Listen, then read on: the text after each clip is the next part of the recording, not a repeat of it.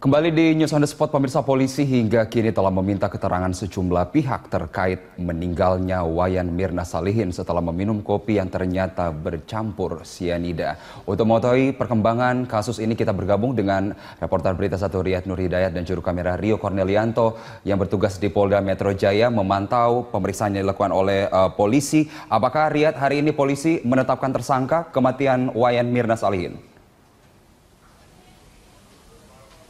Ya baik Carlos, hingga saat ini polisi masih belum menetapkan tersangka atas tewasnya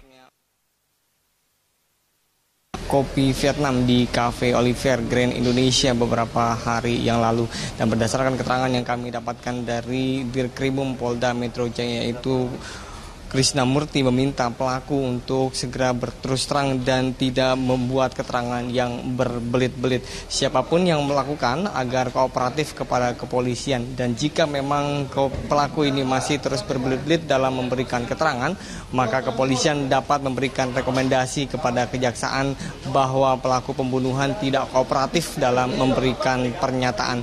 Menurut Krishna, kebohongan pasti akan bisa terungkap oleh penyidik dengan cara dari jawaban yang tidak konsisten dan tidak dapat terus terang. Kemudian rencananya terkait dengan penetapan pembunuh dari atau yang melakukan pembunuhan kepada Wayan Mirna, esok hari akan dilakukan ekspos atau gelar perkara dari kepolisian kepada Kejaksaan Agung, dan diharapkan dengan gelar perkara ini dapat terungkap siapa pembunuh dari Wayan Mirna Salihin yang meninggal dunia saat atau ketika meminum kopi di Cafe Olivier Grand Indonesia.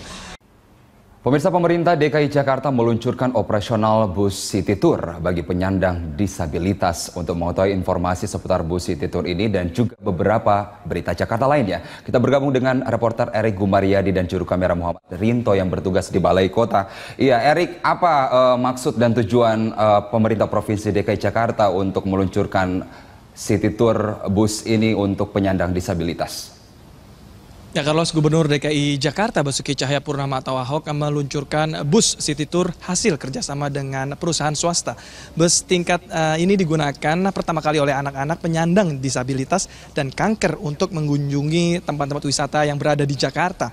Ahok berharap nantinya bus-bus tersebut bila sudah bertambah jumlahnya dapat melewati semua stasiun kereta api seperti kawasan Monas, Bundaran HI, Ratu Plaza, dan kawasan di Jakarta lainnya. Sekitar 50 anak-anak penyandang disabilitas dan kanker antusias memasuki bus. Ada pula anak berkursi roda yang masuk melalui lantai penyambung yang bisa dilipat untuk memudahkan roda kursi melewati pintu bus. Bus dengan kapasitas 69 penumpang ini dilengkapi dengan pesawat televisi LCD, CCTV, GPS, dan juga penyejuk udara. Ahok sempat memeriksa ke dalam bus sejenak sebelum akhirnya bus ini mengantar anak-anak keluar dari Balai Kota menuju Monas dan Museum Fathahillah Kota Tua. Gubernur DKI Jakarta Basuki Cahayapurnama atau Ahok mengatakan bus Transjakarta yang berada di sisi kiri ini akan difasilitasi lantai dan jok lipat bagi penyandang disabilitas. Erik, selain peluncuran bus City Tour untuk para penyandang disabilitas, kita kemudian beralih ke informasi lainnya bahwa terkait banyaknya anak Jakarta yang kekurangan gizi, Pemprov DKI Jakarta berencana memberikan subsidi daging untuk anak-anak kurang mampu. Bagaimana kemudian mekanisme dan prosedur untuk pemberian subsidi ini?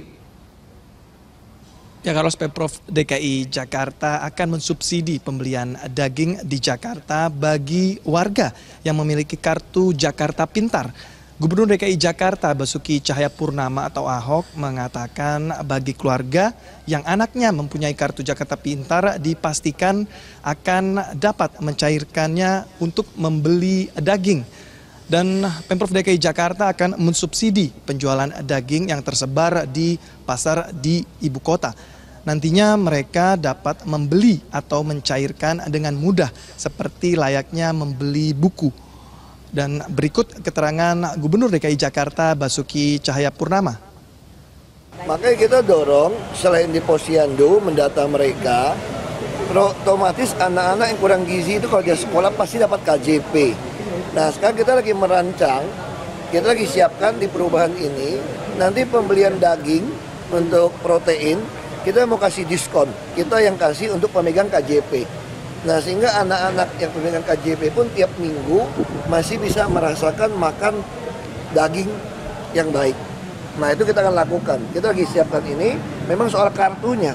Jadi keluarga yang punya anak KJP, dia kami subsidi untuk membeli bahan pokok. Nah, sama seperti sekarang kan anak-anak KJP sebagian dia ke Carrefour masih ada beli makanan, kita masih lolosin sebetulnya. Karena kita yakin pemegang KJP ini adalah orang-orang yang perlu mendapatkan asupan gizi. Ya, Mirsa, bagi Anda para orang tua wajib mewaspadai jajanan yang jual bebas kepada anak-anak Anda baik di lingkungan sekolah maupun di lingkungan rumah. Karena baru-baru ini ditemukan kasus warga di Pekayon, Bekasi Selatan, Jawa Barat dikejutkan dengan jajanan anak-anak yang berisi mainan mirip kondom. Jajanan anak berisi mainan mirip kondom itu dijual di salah satu warung yang ada di dekat sekolah dasar di wilayah Pekayon. Orang tua yang terkejut langsung melaporkan ke Pusat Pelayanan Terpadu Pemberdayaan Perempuan dan Anak Kota Bekasi dan dilanjutkan ke pihak kepolisian Polsek. Sebelum melaporkan ke polisi, pihak P2TP2A melakukan penyelidikan atas aduan warga tersebut. Dari 30 kemasan, 18 berisi mainan itu dikemas dalam kotak ukuran sedang bermerek Kotak Kado, bertuliskan Boom Seru dan bergambar kartun anak-anak.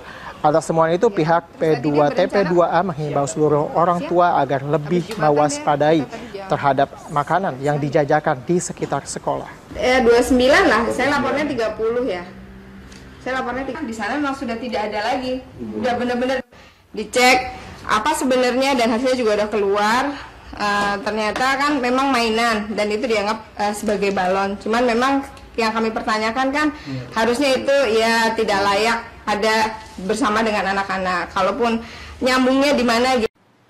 Pemirsa, Mitra Kukar menang dramatis 2-1 atas Semen Padang dalam laga final Piala Jenderal Sudirman. Mitra Kukar berhasil membawa pulang hadiah sebesar 2,5 miliar rupiah. Setelah kick-off, laga diawali dengan permainan menekan dari Semen Padang. Fendri Mofu dan kawan-kawan tampil agresif. Tekanan Semen Padang berbuah manis saat Fendri Mofu berhasil memanfaatkan umpan silang dari Adi Nugroho pada menit ke-38. Skor 1-0 untuk Semen Padang. Hasil ini bertahan hingga turun minum. Di babak kedua, Mitra Kukar langsung tampil menekan mengejar ketinggalan. Mitra Kukar berhasil menyamakan kedudukan 1-1 lewat tendangan Rizky Pelu yang gagal diantisipasi Jandi Ake Putra pada menit ke-75. Gol ini memacu semangat anak asuh Jafri Sastra. Kerja keras mereka membawa keunggulan 2-1 lewat terobosan Yogi Rahadian yang berhasil meruntuhkan angan Semen Padang untuk menjadi juara. Skor 2-1 ini bertahan hingga peluit panjang. Pemirsa, saat ini sebanyak 118 ex-Gavatar akan menjalani sejumlah program di Panti Binaan Insan milik Dinas Sosial DKI Jakarta. Berikut laporan Julita Telaun Banua dan juru kamera Ria Nuryaningsih. Ada 118 ex-Gavatar yang siang tadi tiba di Panti Binaan Insan Jakarta Timur ini, dan sejak tadi sudah banyak kegiatan yang mereka lakukan. Sebagian besar dari mereka memilih untuk beristirahat setelah melalui perjalanan panjang dari Kalimantan, yaitu perjalanan laut dan juga perjalanan darat. Selain itu juga kegiatan lainnya mereka banyak membongkar barang-barang mereka karena mereka harus menggunakannya selama hidup ataupun tinggal di Panti Binaan ini. Dapat dilihat di belakang saya ini merupakan bantuan yang sejak tadi dibagikan oleh Dinas Sosial DKI Jakarta, yaitu berupa makanan dan juga tadi ada pakaian yang dapat digunakan oleh para ex-Gavatar ini. Selain itu di sini juga masih banyak anak-anak yang memang sejak tadi sudah beraktivitas secara aktif. Tadi anak-anak bermain dengan anak seumuran mereka, di mana di sini anak-anaknya mulai dari usia 6 sampai 10 tahun.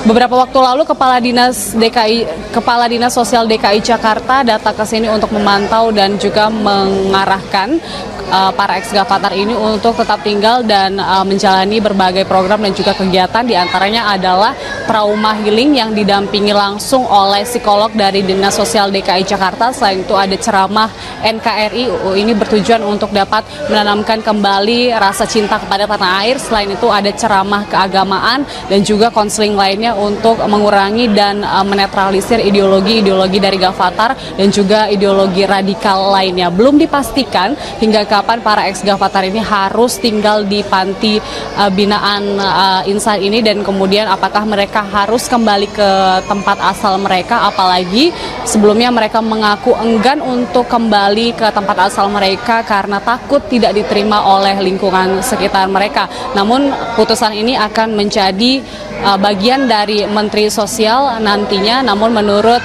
kepala panti di sini, selama 3 hari mereka harus menjalani program dan juga didampingi secara intensif oleh staf dari Dinas Sosial DKI Jakarta. Julita Tolombanua, Ria Nuryaningsi, Berita 1, Jakarta.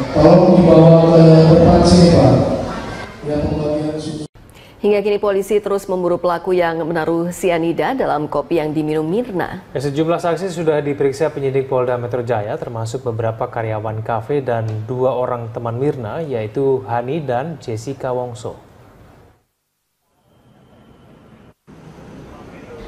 Ditemukannya racun sianida dalam kopi yang diminum Wayan Mirna Salihin mengundang pertanyaan, dari mana pelaku mendapatkan racun mematikan itu? Bukan spekulasi, sianida tidak dijual bebas. Sianida hanya dijual bagi mereka yang punya izin dari polisi atau dalam bentuk drum seberat 50 kg. Polisi menduga pemberi sianida untuk Mirna memiliki profesi khusus. Sang pemberi adalah orang yang tidak asing dengan racun mematikan tersebut, atau sang pemberi memang punya akses untuk mendapatkan senyawa mematikan itu.